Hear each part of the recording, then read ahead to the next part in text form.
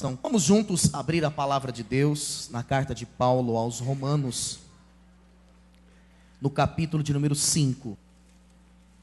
O título desta mensagem é Justificação. Sua sentença de vitória já foi declarada. Vou repetir. Justificação. Sua sentença de vitória já foi declarada. Vamos para o texto.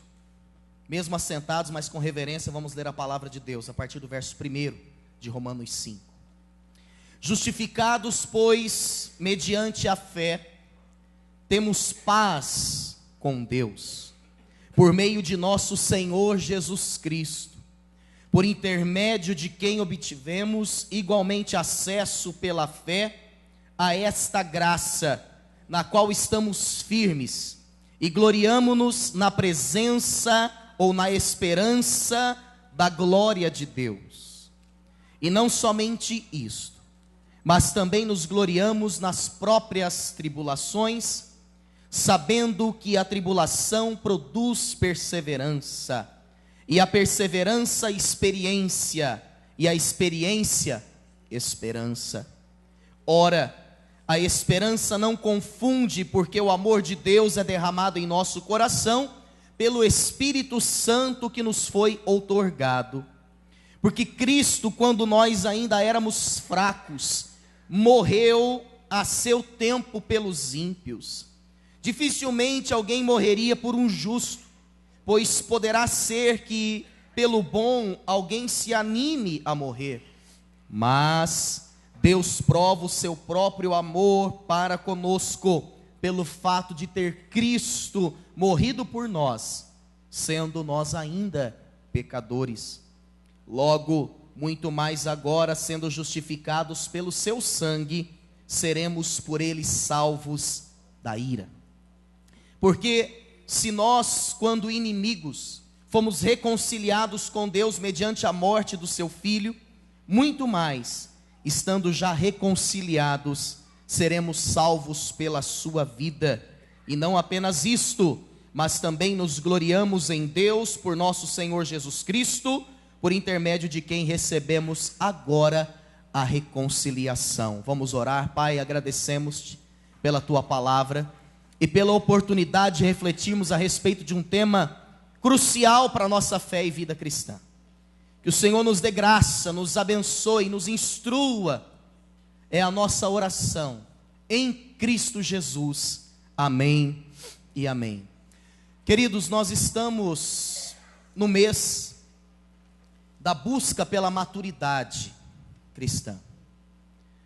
Domingo passado, nós ministramos uma palavra sobre o caminho da maturidade, e usamos os textos de Mateus 3 e 4, o texto do batismo e da tentação de Jesus. E hoje o Senhor colocou em nosso coração essa necessidade de trazermos um tema doutrinário, um tema reformado. Justificação é doutrina, não tem a ver com usos e costumes. Tem pessoas que confundem usos e costumes com doutrinas.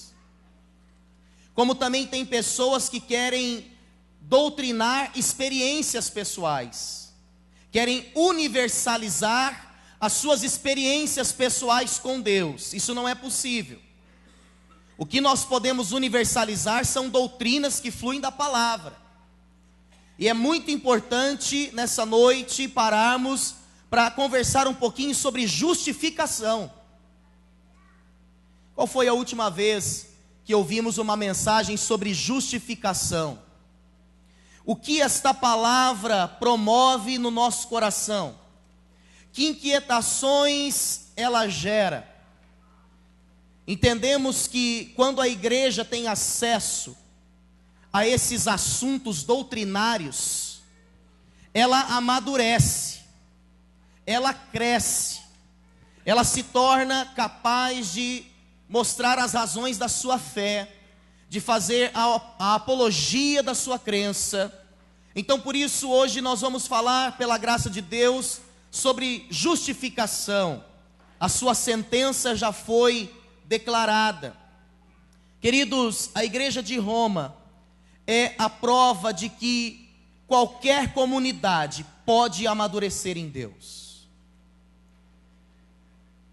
O escrito mais profundo do Novo Testamento, e quem sabe de toda a Bíblia, é a carta de Paulo aos Romanos.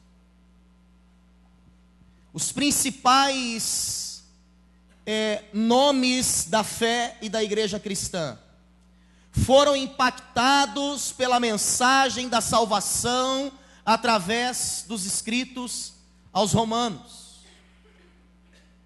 Lutero, Calvino, inclusive desenvolveram comentários a respeito desta carta. Nós estamos falando de uma carta muito bem elaborada, muito bem escrita, e que fala das principais colunas da fé. A Bíblia de Genebra, comentando inicialmente esta carta, diz que ela é tão profunda porque ela fala sobre aquilo que é principal para uma solidez espiritual. Agora, esta igreja, que era conhecida por conta da sua maturidade, da sua fé, diz o capítulo 1, verso 8, não era uma igreja que tinha liderança direta de um apóstolo. Não foi uma igreja formada por um grande nome apostólico. Muito possivelmente esta igreja foi formada através de leigos que se converteram, romanos que estiveram visitando Jerusalém por ocasião do Pentecostes. Então essa carta ela foi escrita no comecinho da segunda metade do século I. Acredita-se que no ano 54 aproximadamente. Mas já no início, alguns anos antes, alguns irmãos impactados pelo evento fundante do Pentecostes, esses irmãos eles voltam para Roma convertidos, uma igreja formada por judeus e por gentios, uma igreja que vivia numa cidade politeísta, uma cidade que cultuava muito o corpo humano, a sensualidade, a sexualidade, chegava a ser promíscua, e o capítulo 1 diz isso, que os romanos inverteram a ordem natural das coisas. Uma sociedade que passou a adorar a criatura em lugar do Criador. Era necessário sim ter uma maturidade de fé nesse contexto. Já que nós estamos falando sobre justificação, vamos começar lendo a definição que a Bíblia de Genebra traz desse assunto, ao comentar o texto de Gálatas 3:11. A doutrina da justificação, o núcleo tormentoso da reforma, era para Paulo o âmago do Evangelho, dando forma à sua mensagem e à sua devoção. Ainda que outros escritores do Novo Testamento afirmem a mesma doutrina em substância, os termos que os protestantes a têm afirmado e defendido por quase 5 séculos são tirados essencialmente de Paulo. Justificação é o ato de Deus pelo qual ele perdoa pecadores e os aceita como justos por causa de Cristo. Por esse ato, Deus endireita permanentemente o anterior relacionamento alienado que os pecadores tinham com Ele. Essa sentença justificadora é a concessão por Deus de um status de aceitação de pecadores por causa de Jesus Cristo. O juízo justificador de Deus parece estranho, pois declarar justificados os pecadores parece ser exatamente o tipo de ação injusta praticada por um juiz. Como que um juiz vai declarar que é inocente alguém que é culpado? Que a própria lei de Deus proíbe, conforme Deuteronômio 25:1, Provérbios 17:15.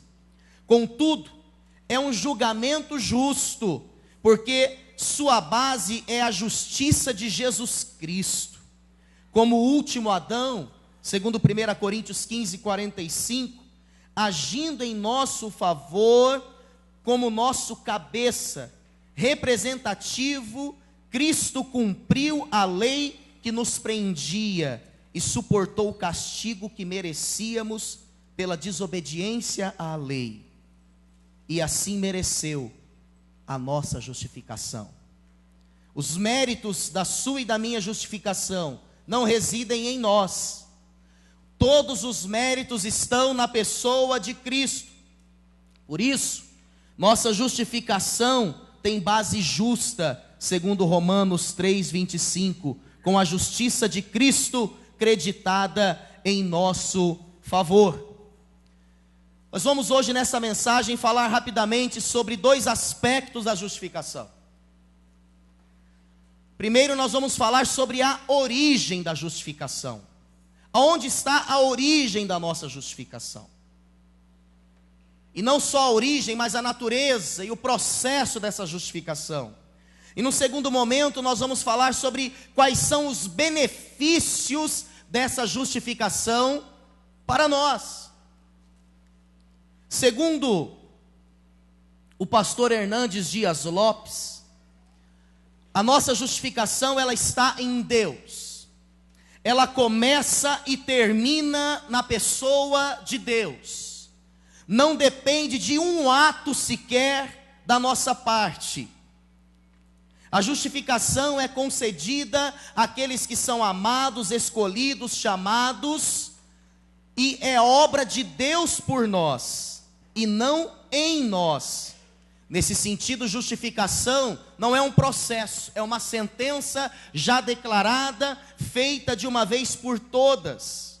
É uma declaração forense feita diante do tribunal de Deus, e não uma infusão da graça.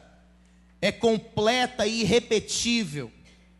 Não possui graus. O menor crente está tão justificado quanto o indivíduo mais piedoso. Ou seja, a justificação coloca todos nós do mesmo tamanho diante de Deus. E aqueles que se sentem mais ainda não entenderam essa grandeza, essa riqueza do assunto da justificação. Pela obra substitutiva e vicária de Cristo na cruz, somos declarados quites com as demandas da lei de Deus.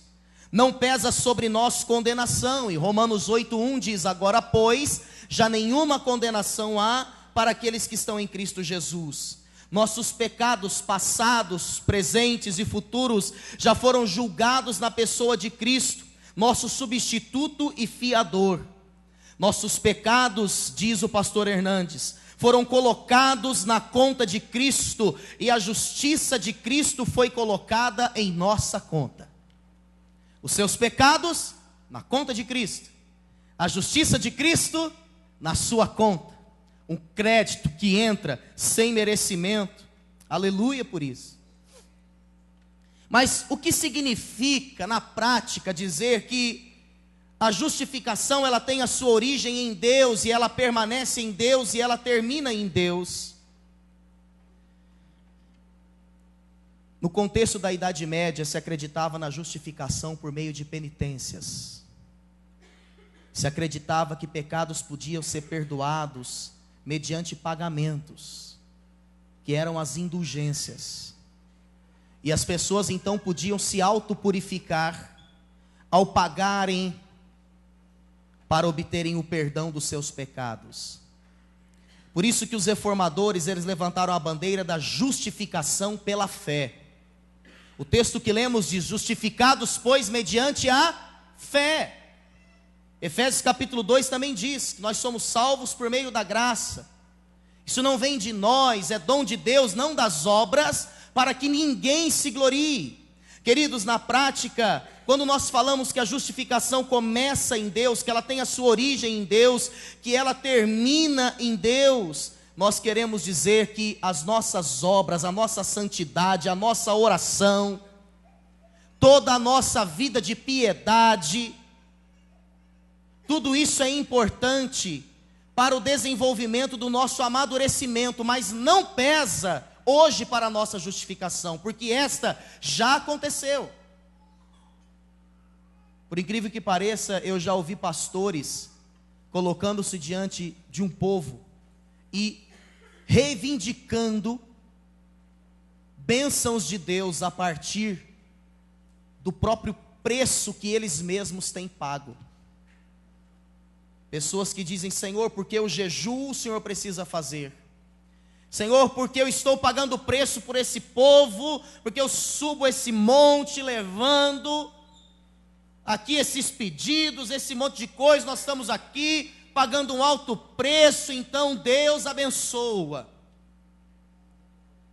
Uma atitude que não concorda com o que estamos vendo nessa noite. Querido, a sua justiça, ela é trapo de imundícia diante da justiça de Deus.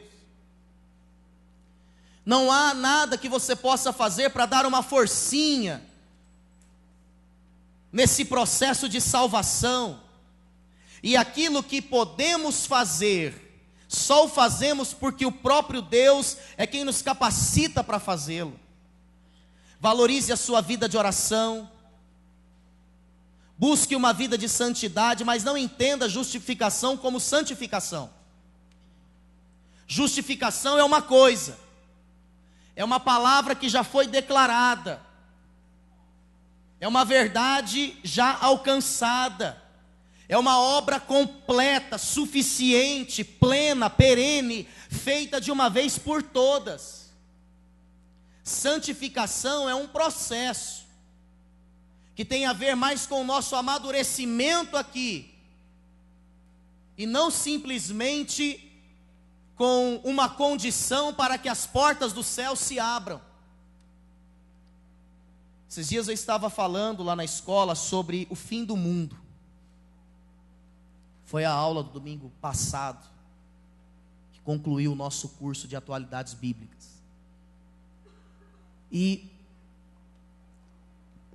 eu pude comentar lá na escola que na virada do século XX para o século XXI, muitas pessoas foram enganadas, porque em toda virada de década, de século e de milênio, aumenta o número de profecias sobre o fim do mundo.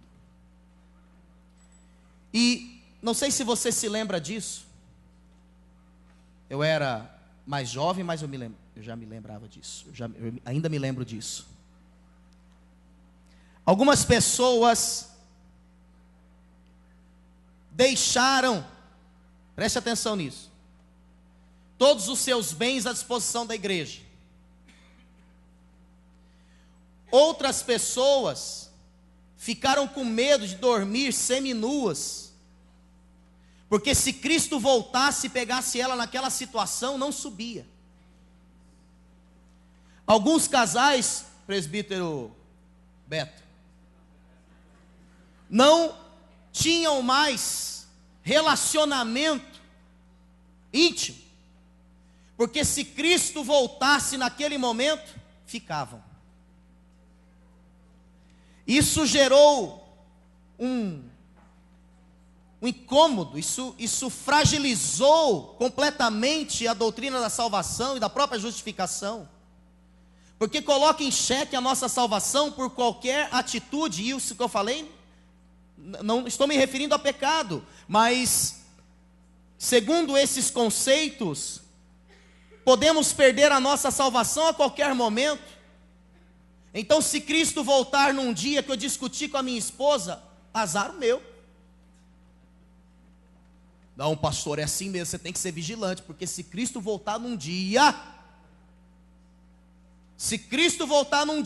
que você não tiver 100%, você não sobe.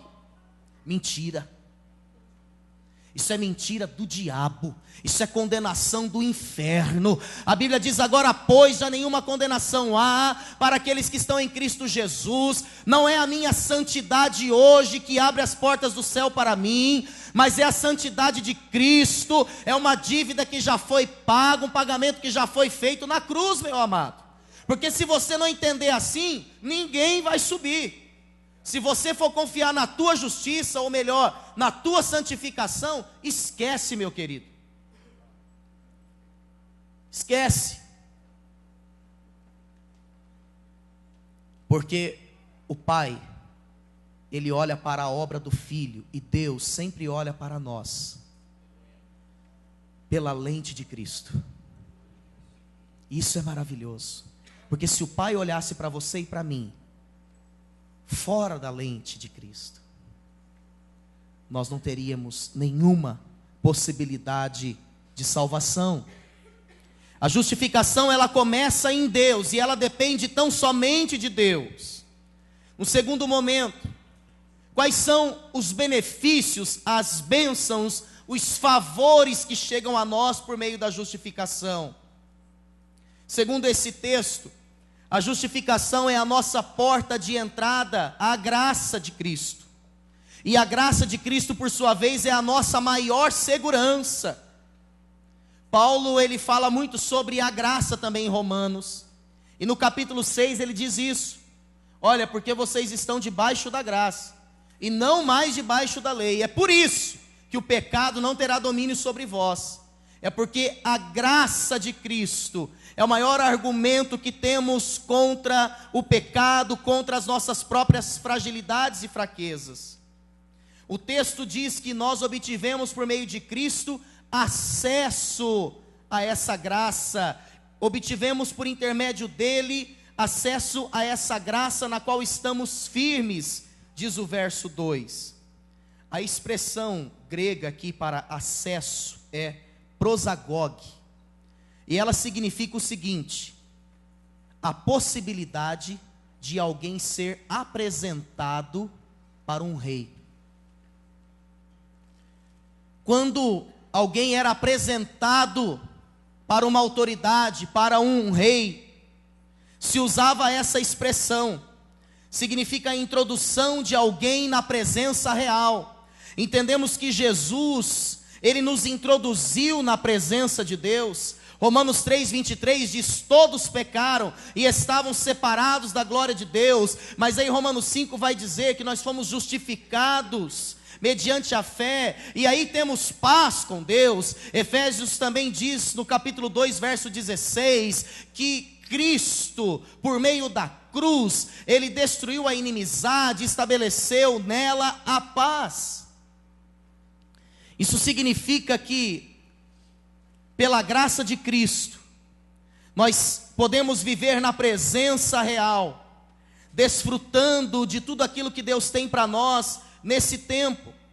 Mas esse termo também, prosagog, significa, ele foi usado no momento posterior para referir-se a porto, ao local onde se atracam os navios. E William Barclay comenta no seu comentário, no seu livro comentando Romanos, ele diz exatamente isso, que aquilo que nós fazemos, o nosso esforço não nos dá estabilidade na tormenta. Mas ele diz que uma vez tendo entendido a riqueza da justificação, uma vez tendo sido apresentados à graça, nós podemos com toda certeza ter estabilidade. Meu querido, preste atenção nisso que eu vou dizer, e com isso eu não estou aqui desmerecendo nada, mas nada será tão fundamental para a tua estabilidade no meio da tormenta, quanto o conhecimento das doutrinas básicas da sua fé e da sua salvação. Paulo de alguma forma está dizendo que quando tomamos conhecimento da justificação, da origem da nossa salvação, nós podemos estar seguros. A justificação é um porto seguro para o qual nós sempre podemos voltar, ainda que nos percamos no meio do caminho. É por isso que o diabo fica nervoso, fica irritado.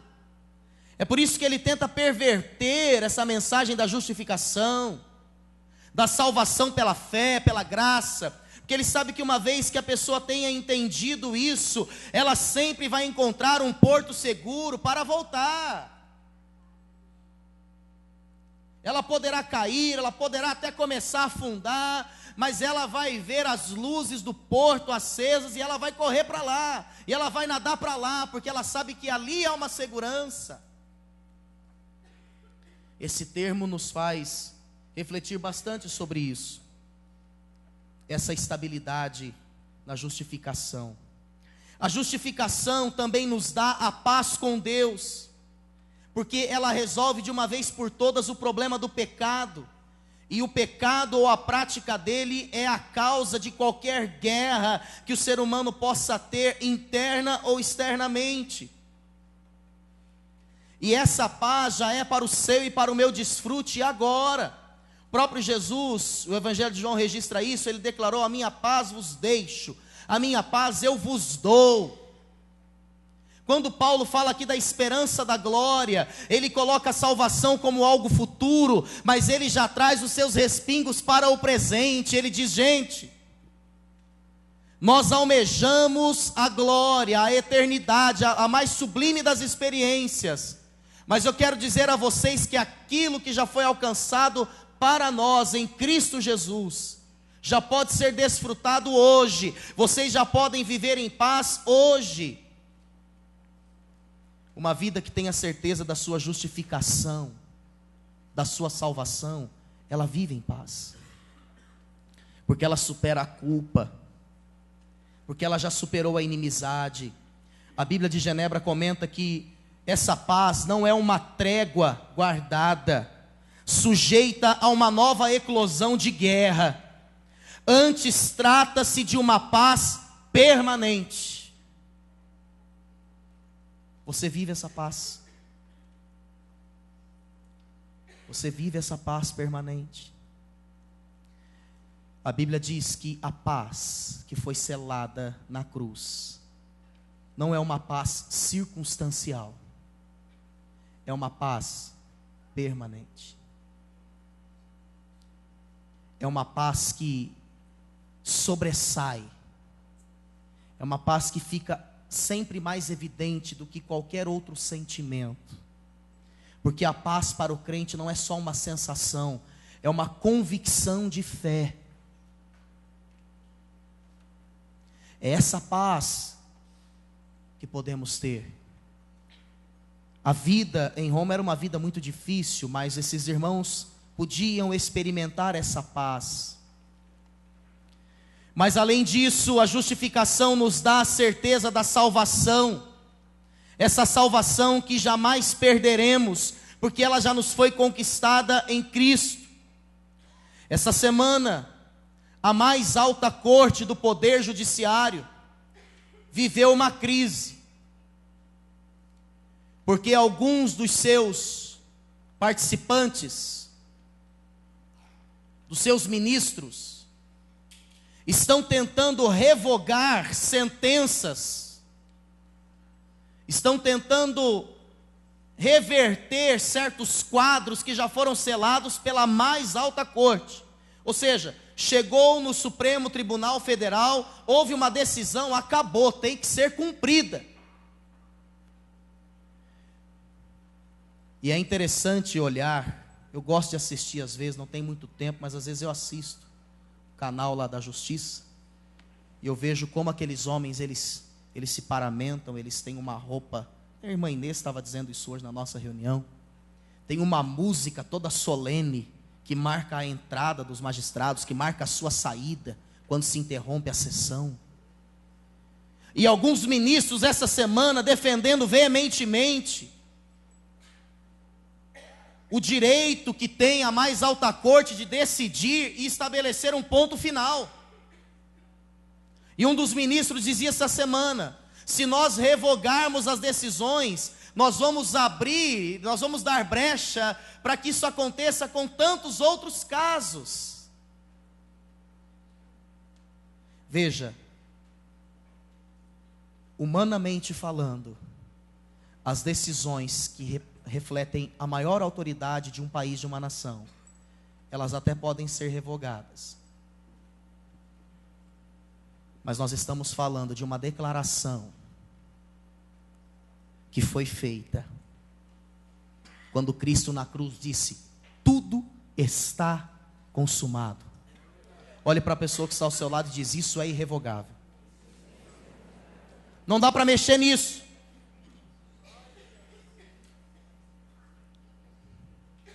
Se eu coloco a salvação no meu colo e eu passo a manipular esse evento, hoje eu tenho, amanhã eu não tenho, depois de amanhã eu tenho, aí depois eu não tenho de novo. Com isso eu estou desmerecendo o sacrifício de Jesus, e eu estou dizendo que essa declaração que abalou o inferno na minha vida é algo totalmente frágil e sem valor. É importante que você saia daqui, meu querido, com a certeza da sua salvação. Esses dias eu perguntei aqui, todo mundo levantou a mão. Eu fiquei feliz, mas depois eu pensei: meu Deus, será que é isso mesmo? Vai que o camarada ficou com vergonha, só ele não levantar a mão, eu vou levantar também. E as pessoas põem em xeque a sua salvação porque elas olham para os seus pecados. Elas dizem: bom, se eu morresse hoje, com certeza eu subiria. Mas dependendo do dia, a pessoa até ora: Jesus não volta hoje porque eu não tenho condições. É assim. Eu sei que tem alguns jovens que já oraram: Senhor, espera pelo menos eu casar. Não precisa nem ter filho, deixa só eu casar, Senhor. A lua de mel, papai. O cara já pensa nisso aí. Não traga salvação para o teu colo. Não entenda que a justificação é responsabilidade sua. Quando você atribui a Deus o poder de salvar, você com certeza, meu irmão, não duvida e jamais duvidará da sua salvação. A Bíblia de Genebra comenta: a decisão justificadora de Deus é, na prática, o julgamento do último dia, com relação ao lugar onde devemos estar na eternidade. Essa decisão já é trazida para o presente e é pronunciada aqui e agora. É um juízo sobre o nosso destino eterno. Deus nunca voltará atrás. E você pode dar um glória a Deus por isso. Porque você já pensou se Deus falasse aí: mas esse aqui eu salvei, mas já me arrependi. Não merece. Já pensou? Deus nunca voltará atrás, por mais que Satanás possa apelar contra o veredito. Olha que benção isso aqui. Com todo respeito aos promotores, mas aqui o diabo faz o papel de promotor. Ele acusa: ó Senhor, está vendo esse teu servo aqui, ó? Esse aqui não merece não. Quem sabe, tira a salvação desse. Segundo o que nós cremos, Deus não volta atrás, por mais que Satanás possa apelar contra esse veredito. Conforme diz Zacarias 3:1, Romanos 8:33 e 44, e Apocalipse 12:10. Eles, pois, o venceram pelo sangue do Cordeiro. A nossa vitória está no sangue do Cordeiro. Não é no teu sangue, meu irmão. Não é no teu suor, meu irmão. Não é no teu preço, meu irmão. Não é na tua promessa, meu irmão. É no sangue que já foi derramado, aleluia. Nós estamos partindo para o encerramento dessa palavra. Estamos aqui falando sobre os benefícios da justificação. Como eu disse, ser cristão em Roma não era fácil. Significava viver sob pressão. A palavra aqui para a tribulação, traduzida do original, significa pressão. Tribulação é pressão, é estar sob pressão. Mas, segundo esse próprio texto, esses irmãos deveriam suportar essa pressão com paciência. E no original esse termo significa fortaleza, um espírito que pode no fogo para libertar-se das suas impurezas. Quando o crente enfrenta as tribulações, as aflições, ancorado não nos seus méritos, mas nos méritos de Cristo, esse crente, ele amadurece, ele cresce, e ele já experimenta a glória da eternidade, mesmo no meio da prova. Sabe por quê? Porque essa certeza da salvação em Cristo, ela já antecipa o céu para você.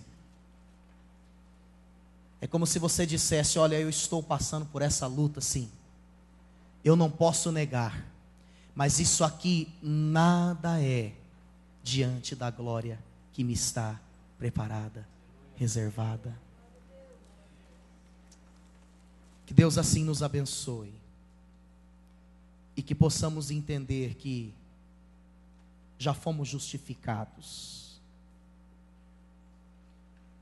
Se você, de repente, a partir dessa mensagem, olhou para a sua vida nessa noite e disse: meu Deus, eu ainda não tinha compreendido essa palavra, hoje eu compreendi. Se você nessa noite quer tirar a salvação do teu colo e devolver para quem é devido, quero convidar você a fechar os seus olhos. A Priscila vai nos ajudar aqui.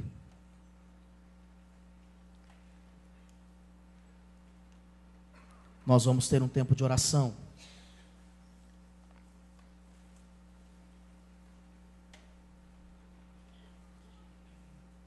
E você primeiramente poderá repetir essa oração comigo. Caso você queira nessa noite acertar a sua vida com Deus, ou mesmo entregar a sua vida a Jesus.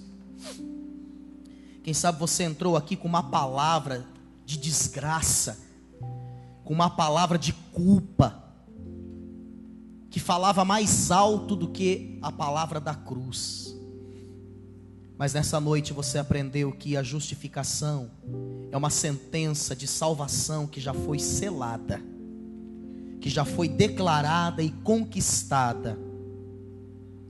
E nessa noite você foi apresentado a essa graça maravilhosa e você quer recebê-la.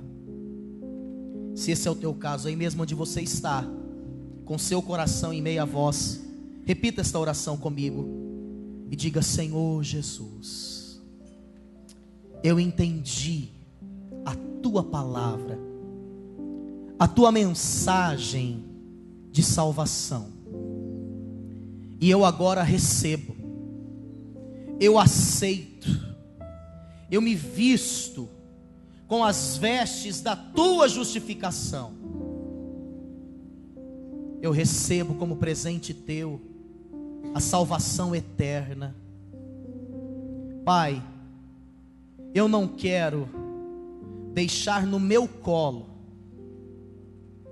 a responsabilidade da minha salvação, mas eu quero devolver para o Senhor, porque a minha salvação é tua, porque todo mérito é teu. E eu quero te agradecer, Senhor, por olhar para mim pelos olhos que verteram sangue na cruz, pelos olhos daquele que uma vez disse: Pai, perdoa-lhes, porque não sabem o que fazem. Senhor, eu recebo, diga isso ao Senhor: Senhor, eu recebo a declaração da cruz, que ecoou, que tudo está consumado. Portanto, Pai, eu descanso na tua presença, na presença real. Eu descanso, Pai, nesse porto seguro, e que essa maravilhosa graça me leve a uma vida de santificação e de consagração para o meu amadurecimento. Eu oro no nome de Jesus. Fechar os olhos. Pai, obrigado por esse tempo de maturidade cristã que a igreja está vivendo. Obrigado porque estamos aprendendo a nos portar diante da tua glória, diante da tua presença. Teu Espírito Santo está nos ministrando, o Espírito Santo está nos mostrando, e nós como igreja recebemos essa palavra de hoje à noite. Obrigado, Deus, que haja fruto de tudo isso que ouvimos, e que não fique só na teoria, Pai, possamos agir na prática, Em nome de Jesus, nós oramos agradecidos, Pai. Nos dê uma semana de vitória, uma semana de poder de Deus, uma semana de cultivo da sua presença em nossas vidas. Abençoa cada família aqui, meu Deus, que haja prosperidade em todos os sentidos, em todas as áreas, e que no nome de Jesus você seja alcançado pela graça de Deus. Que o Senhor te abençoe, que o Senhor te guarde, que Ele derrame a sua glória sobre a tua vida, que Ele levante o seu rosto sobre ti e tenha misericórdia de ti. Que o Senhor sobre ti levante o seu rosto e te dê a paz. Que a graça do nosso Senhor Jesus Cristo, o grande amor de Deus o Pai, a consolação do Espírito Santo, seja com a tua vida e com todo o povo de Deus espalhado pela face da terra. Em nome do Pai, do Filho e do Espírito Santo de Deus. Amém e amém. Deus abençoe a sua vida.